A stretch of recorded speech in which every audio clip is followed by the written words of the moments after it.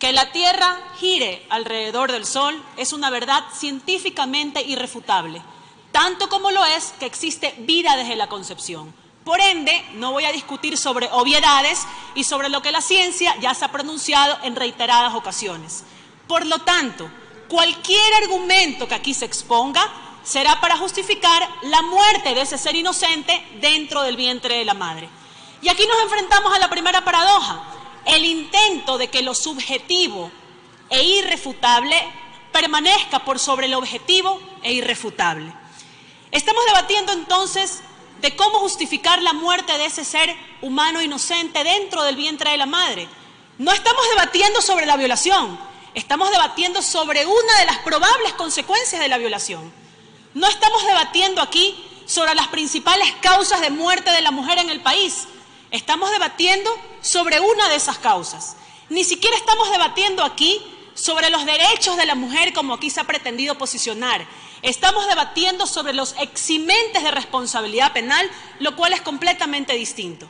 Y con esta precisión, señora Presidenta y colegas asambleístas, quiero manifestar mis argumentos de rechazo frontal a la reforma que ha sido presentada por la Comisión de Justicia, dejando de lado los argumentos políticos, que si eres progresista, que si eres conservador, dejando de lado los argumentos religiosos, si creemos o no en un ser superior o divino, dejando de lado sobre todo los argumentos morales, que nadie aquí pretenda convertirse en referentes del bien y del mal.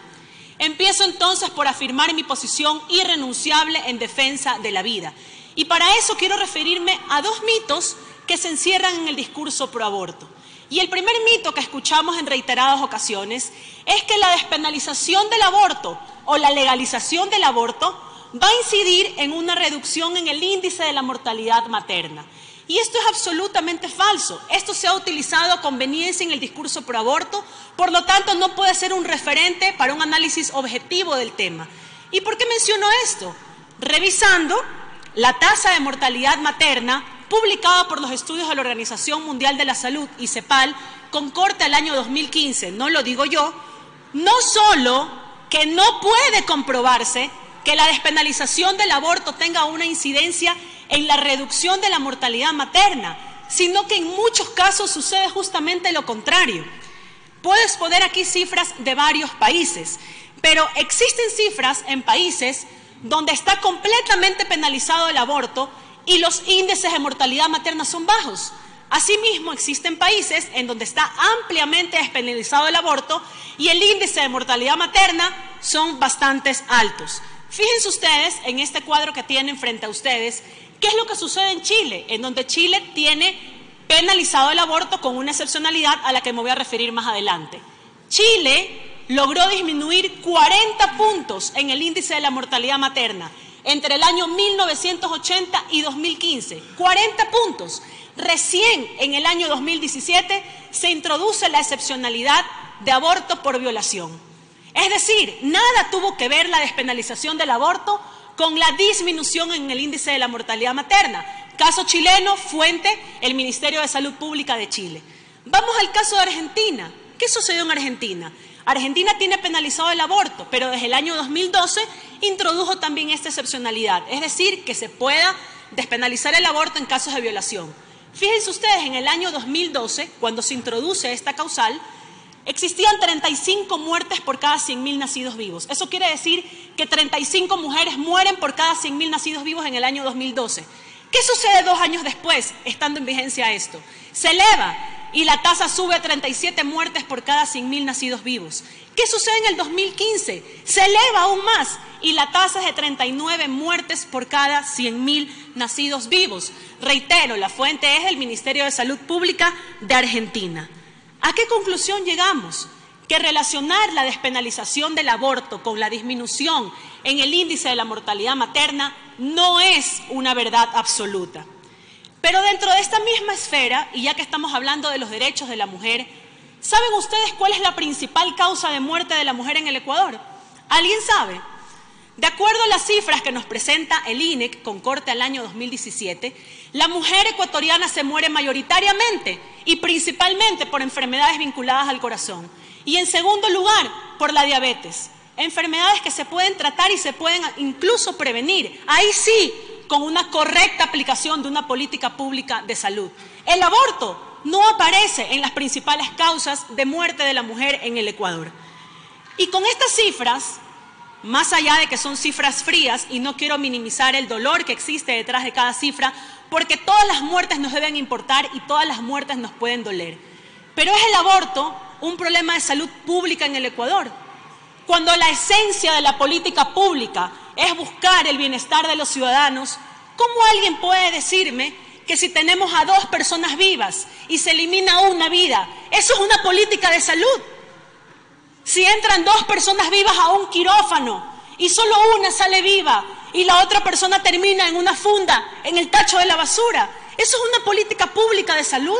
Esa es la política pública de salud que queremos implementar en nuestro país.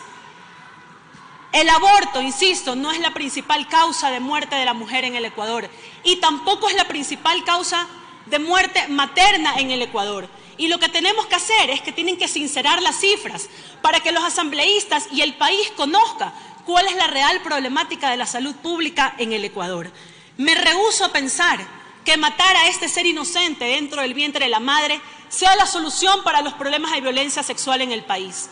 Me rehúso a pensar que no se pueden salvar las 2 vidas. El segundo mito, el aborto es un derecho. Lo hemos escuchado no solamente de asambleístas que han intervenido, sino también de autoridades que comparecieron. Y me apena mucho que no lean ni siquiera la doctrina para enterarse qué es un derecho, porque esto es absolutamente falso. ¿Qué es un derecho? Derecho es un orden normativo dentro de una sociedad inspirado en la prevalencia de la justicia, que en la definición más básica significa darle a cada quien lo que le corresponde. Nadie me puede decir que darle la muerte a una persona, matar a una persona, es lo que le corresponde cuando esa persona también ha sido víctima, producto de un delito tan execrable como es la violación. Señora Presidenta, colegas asambleístas, aquí se ha escuchado en reiteradas ocasiones también que se introdujo estas reformas en el COI para que se abra el debate. Pero no podemos hacerlo si la reforma contiene imprecisiones en el alcance de la misma. ¿A qué me refiero? Primero, una de las causales para despenalizar el aborto es cuando médicamente se determine que existe una malformación en el feto que haga inviable su vida. Nosotros, seres humanos llenos de limitaciones, queremos adoptar un rol divino disponiendo quién vive y quién no.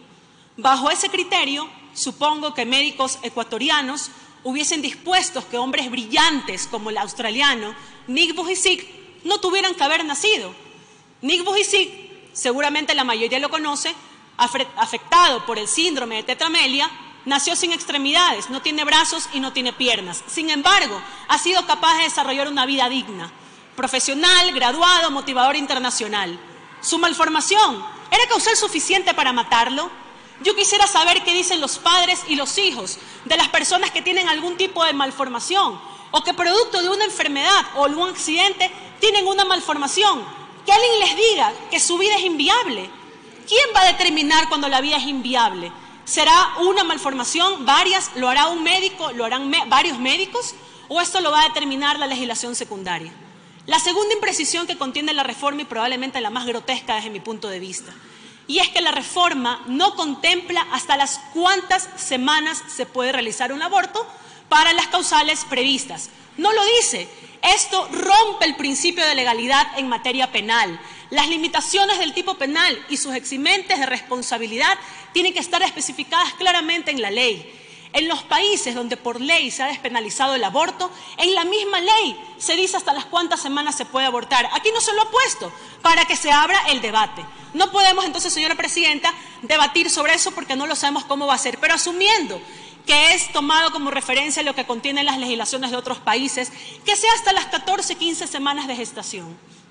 ¿Saben ustedes cómo luce un bebé de 14 semanas? Es un individuo con una carga genética que lo hace único en el mundo. Tiene su propio ADN, está completamente formado, solo le falta crecer. Tiene ojos, tiene boca, tiene piernas, tiene brazos. Se alimenta de la placenta de la madre. Yo me rehúso a pensar que matar a este ser inocente sea la solución para erradicar la violencia en nuestro país. Y la tercera imprecisión, que no sé si la comisión lo debatió, pero se los dejo aquí como interrogante.